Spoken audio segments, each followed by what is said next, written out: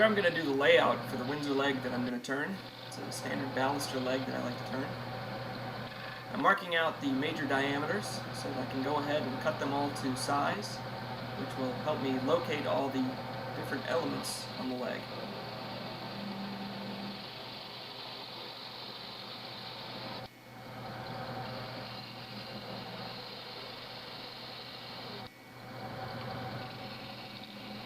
Notice the long shavings that are coming off of the parting tool. It's a good sign that I've got a nice shearing cut going, and that I'm not just scraping my way through this, which is really going to be the start of the nasty vibration we all want to avoid when we're doing lathe turning. Next I'm going to take my skew and I'm going to mark the center of each of those cuts. As I go to shape these different parts, that will help me to keep a good eye on that diameter so I don't lose it. And now it's time for my roughing gouge, and I'm going to go in and as quickly as I can establish these major shapes that are going to define this leg. I always do this all in the same order for every leg. You'll notice I try and do as much with each tool that I pick up in my hand as I can. That's a real time saver, and it helps keep you from getting confused reaching for tool after tool after tool. And this one tool alone can really start to identify just about all those shapes, as you're about to see here. Even though I'm not going to do a very refined half bead here, right here, you'll see I've still located it. I've still given the idea that it's going to be there. Same idea down here. Gotta get rid of some of this meat off the bottom of the leg here. I'm going to go in and start to establish these finer details, not to their final size or anything, but just enough to let me know they're supposed to be there and about what size they're going to be. That's a real helpful thing to have.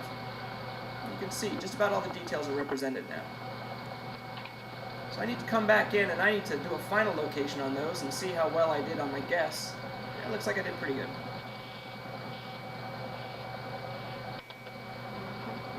Now I'm going to need to size those details specifically, so I'm going to go back in and cut them.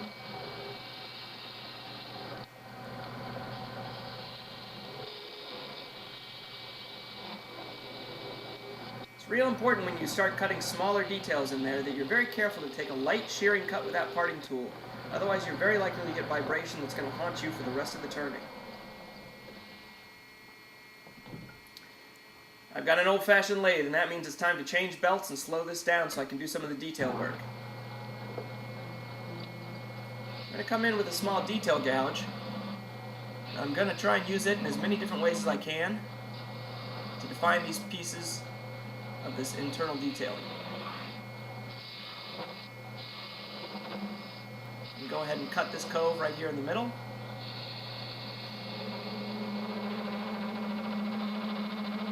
Everything except for the cove itself is going to get cleaned up later with the skew. For right now, this cove is my main destination. I really want to get it to the right size and get it to a finished quality.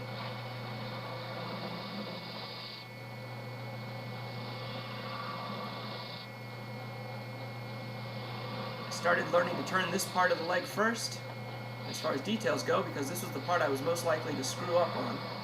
And I figured I wanted to do it in the first few minutes rather than the last few. And the habit just stayed with me. Roll that little half bead, and it's all there. Now I'm going to move to the top of the leg. The video is about to end because I ran out of memory card, but I'll get back to how I finish out the top of this one, and then we're going to go in later videos and show how I do that skew work.